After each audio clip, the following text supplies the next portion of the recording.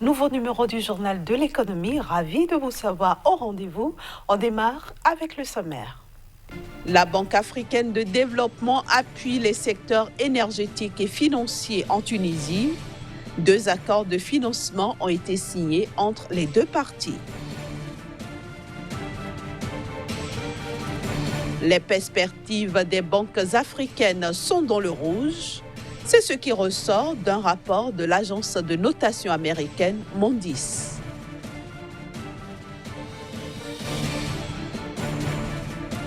Enfin, l'Union européenne renforce les mesures d'exportation des fruits et légumes vers son territoire.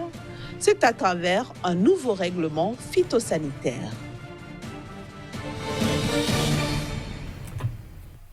Première destination, la Tunisie, où la Banque africaine de développement a signé 2 accords de financement dans les secteurs énergétiques et financiers pour un montant total de 238 millions d'euros. D'un montant de 138 millions d'euros en faveur de la Société tunisienne d'électricité et de gaz.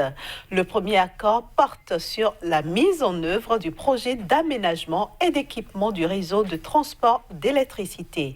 Il va permettre une plus grande stabilité du réseau électrique et va aussi améliorer la qualité des prestations de services au bénéfice des populations. Ainsi, des postes de transformation haute et moyenne tension seront acquises, tandis qu'environ 250 km de liaisons électriques seront construites et un dispositif de téléconduite installé. Le second accord met en place une ligne de crédit de 100 millions d'euros en faveur de la banque publique tunisienne BH Bank. Son objectif est de renforcer les activités de financement ciblant les petites et moyennes entreprises dans les secteurs de la santé, du logement social, de l'industrie et des énergies renouvelables, avec pour finalité de contribuer à diversifier la capacité de production du pays en soutenant la croissance dans différents secteurs d'activité. L'agence de notation américaine Moody's a dégradé les perspectives des banques africaines. Celles-ci sont passées de stables à négatives. Ces perspectives sont étayées par l'affaiblissement des conditions d'exploitation et les pressions croissantes sur la qualité des actifs. Selon le rapport sur les prospectives des banques africaines pour 2020, édité par l'agence de notation Moody's, les perspectives des banques africaines sont passées de stables à négatives, étayées par l'affaiblissement des conditions d'exploitation et les pressions croissantes sur la qualité des actifs. Moody's estime l'économie mondiale toujours morose, marquée par un climat des affaires négatif et une incertitude dans le commerce, ce qui assombrit les perspectives de croissance, impactant ainsi l'Afrique, dont les projections globales de croissance sont en deçà des attentes. En effet, la croissance du PIB restera inférieure au potentiel et insuffisante pour augmenter les niveaux de revenus et améliorer la résilience économique. Les experts de Moody's prévoient ainsi une croissance vigoureuse en Afrique de l'Est, dans les économies de l'UEMOA et en Égypte, aux alentours de 6%. Elle devrait à l'inverse rester faible dans les pays exportateurs de pétrole, comme le Maroc. Par ailleurs, l'agence de notation relève le haut niveau de l'endettement des pays africains dans l'ensemble. Elle le place autour de 52% du produit intérieur brut du continent.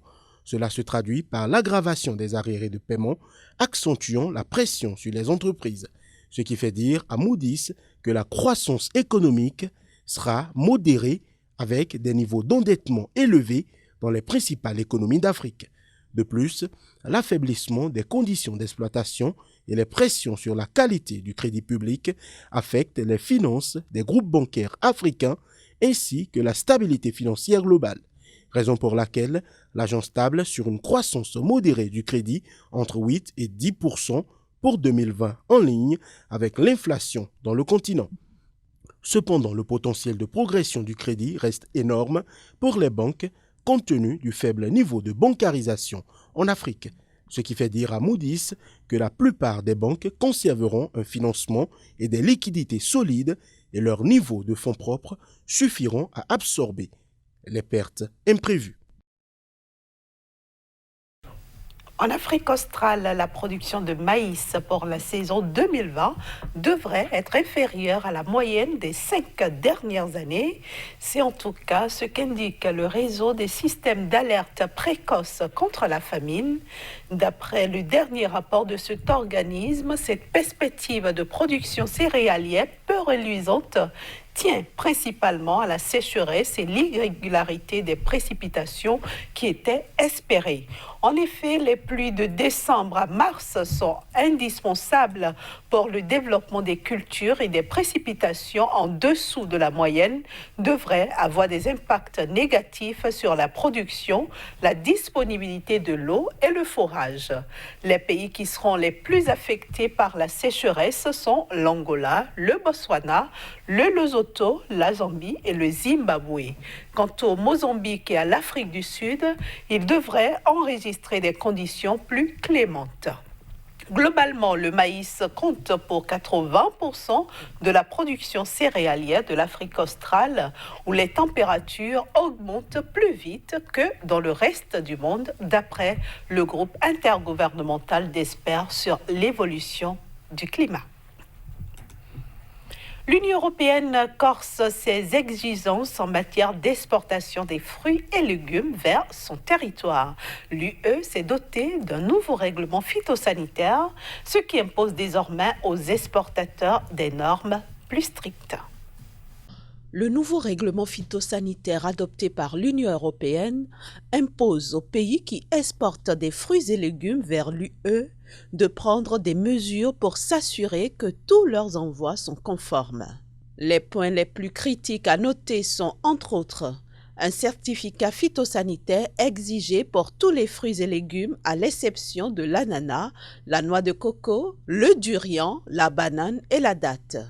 Désormais, dans le certificat phytosanitaire, il faut remplir une déclaration supplémentaire qui comprend le libellé complet de l'exigence spécifique pertinente.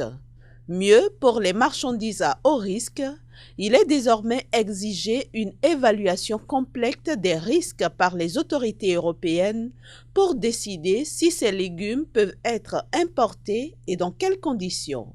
Outre les nouvelles règles phytosanitaires, le nouveau règlement de l'UE sur les contrôles officiels prévoit des contrôles documentaires et physiques plus stricts à l'arrivée en Europe.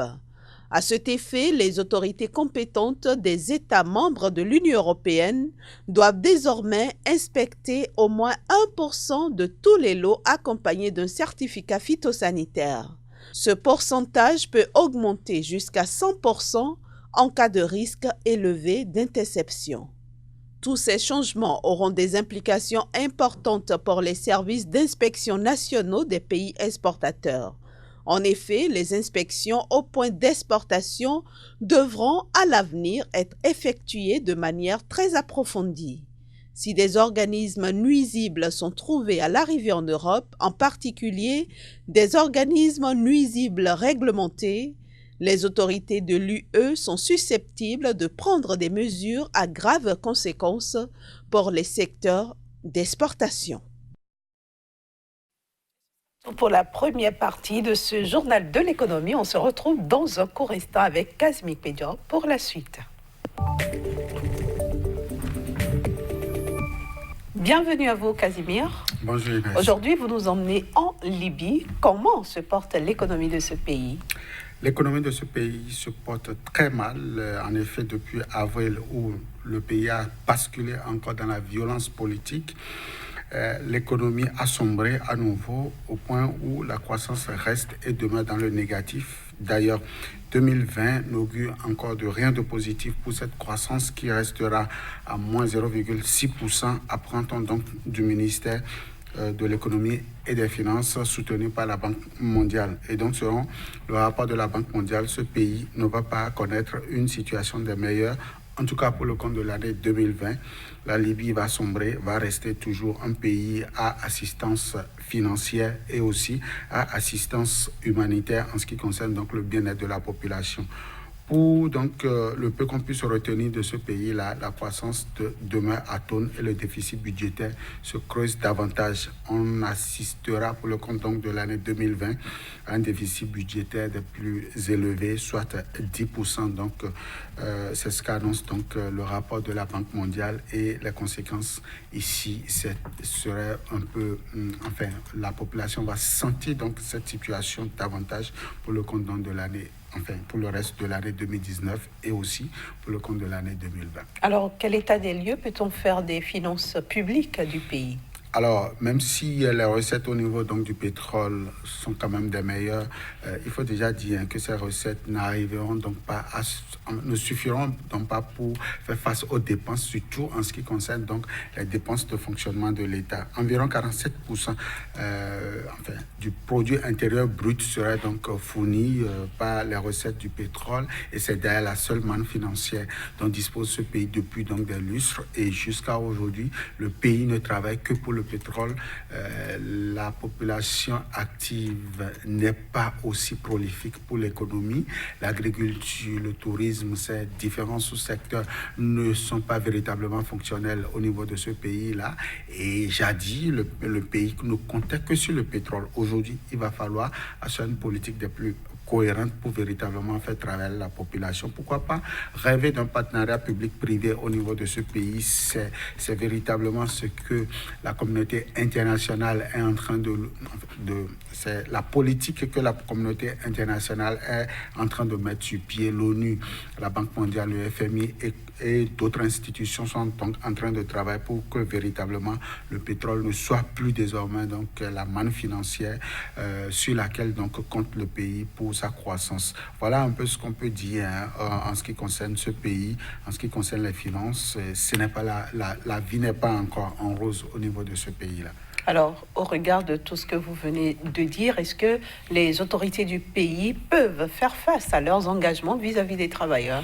Difficile donc de répondre à cette question parce que la masse salariale est autour donc de 48% du produit intérieur brut, alors que les recettes au niveau du pétrole ne représentent que 47% donc du produit intérieur brut. Alors, enfin, le pays va travailler. Les recettes du pétrole ne serviront qu'à payer les salaires et donc le fonctionnement de l'État. La question de la sécurité, la question du bien-être social reste et demeure ici parce qu'il n'y aura pas véritablement de financement et au-delà de ça, aucune institution ne voudra donc aller accompagner un pays qui est en crise et qui ne veut pas sortir de la crise. À tout ce qu'il convient aujourd'hui d'appeler donc crise liée à la guerre, il y a aussi la question de l'immigration. Le pays abrite aujourd'hui le départ des jeunes valides donc au niveau du continent et ceci pose un véritable problème à ce pays. Il va falloir travailler, il va falloir que les gouvernants trouvent le mécanisme par lequel aller vers certainement une paix sociale mais aussi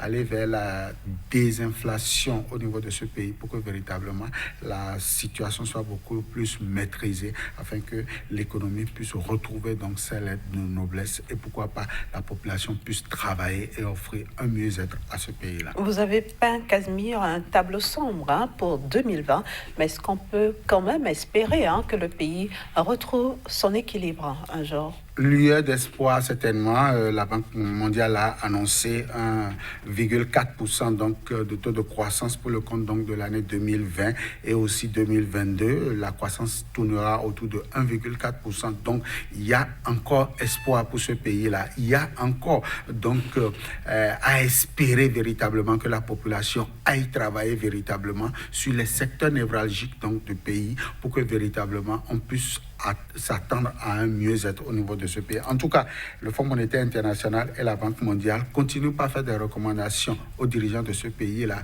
L'Organisation des Nations Unies également travaille pour donc asseoir une politique de plus cohérente au niveau de ce pays. On va certainement croiser les doigts pour que véritablement la paix, la quiétude puisse revenir au niveau de la Libye, pour que également on puisse parler désormais de la Libye en termes donc de prospérité économique, pourquoi pas dans les tout prochains jours, pourquoi pas dans les 5 voire 10 prochaines années. Merci à vous Kazmi Pidjan, merci et bonne journée. À vous de même. Voilà, chers amis téléspectateurs, ce sera tout pour aujourd'hui. Merci de nous avoir reçus chez vous et à bientôt.